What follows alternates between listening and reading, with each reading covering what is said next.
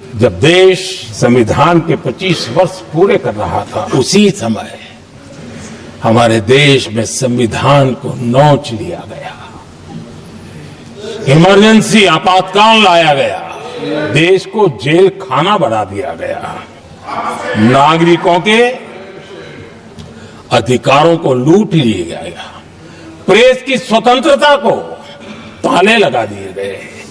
संविधान की किसी भी चर्चा या बहस को ये लोग सिर्फ इमरजेंसी पर ले जाते हैं, पर ये भूल जाते हैं कि स्वर्गीय इंदिरा गांधी जी, हमारी पहली महिला पंतप्रधान इंदिरा गांधी जी ने उस वक्त के हालातों के मद्देनजर वो संवैधानिक कदम उठाए थे और उस दौरान हुए गलतियों की माफी भी देश के जनता से मांगी थी। मैं आज इस सदन में पूछना चाहती हूँ मोदी सरकार से, आप मणिपुर पर देश की जनता से माफी कब मांगोगे? आप किसान आंदोलन में शहीद हुए 700 से अधिक किसानों के परिवारों की माफी कब मांगोगे? नोटबंदी के चलते हजारों लोगों के परिवार और छोटे कारोबार बंद हुए, उसके लिए माफी कब मांगोगे? हाथरस के लिए, उन्नाव के लिए आप माफी कब मांगोगे? आए दिन महिलाओं पर हो रहे अत्याचारों के लिए माफी कब मांगोगे? जो बदलापुर में मासूम बच्चों के ऊपर मोलेस्टेशन हुआ, उसके लिए आप कब माफी मांगोगे?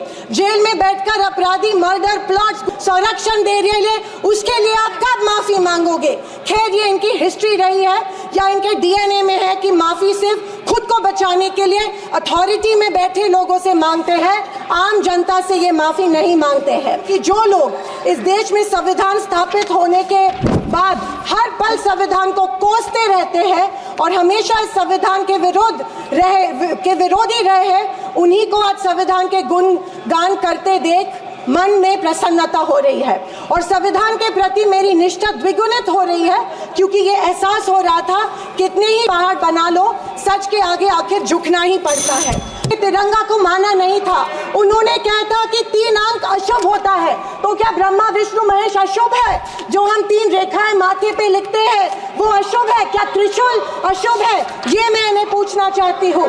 वर्ष 1993 में श्वेत पत्र में संविधान को कचरे का ढेर करार दिया था, क्या ये तिरंगे के खिलाफ नहीं है? तत्कालीन संविधान को बदलने की मांग की थी। धन्यवाद। महिलाओं को हमेशा पुरुषों से कमजोर समझती है, महिलाओं को पुरुषों से कमजोर समझती है।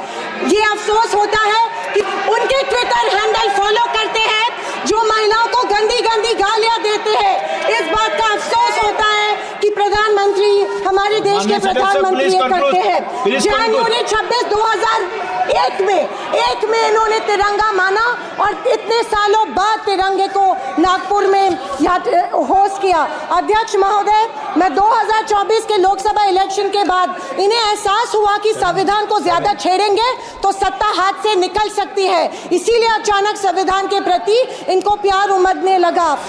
अध्यक्ष महोदय, विशेष रूप से राजनाथ सिंह जी ने, मैं उनका सम्मान करती हूँ, बयान में जाने अनजाने आजादी के बाद से लेकर 2014 तक सारी कांग्रेस सरकारों को ऐसे सर्टिफिकेट दे दिया जिसे कोई झुठला नहीं सकता। उनके मुताबिक संविधान की बदौलत एक गरीब का बच्चा प्रधानमंत्री बना, लेकिन उसकी नींव सर 2 मिनट सर प्लीज। मैं आखिर में यही कहना चाहती हूँ, मैं भारत का संविधान हूँ, लाल किले से बोल रहा हूँ। मैंने तो समता सौंपी थी, तुमने फर्क व्यवस्था कर दी। मैंने न्याय व्यवस्था दी थी, तुमने नर्क व्यवस्था कर दी। हर मंजिल ठहरी कर डाली, गंगा भी मैली कर डाली।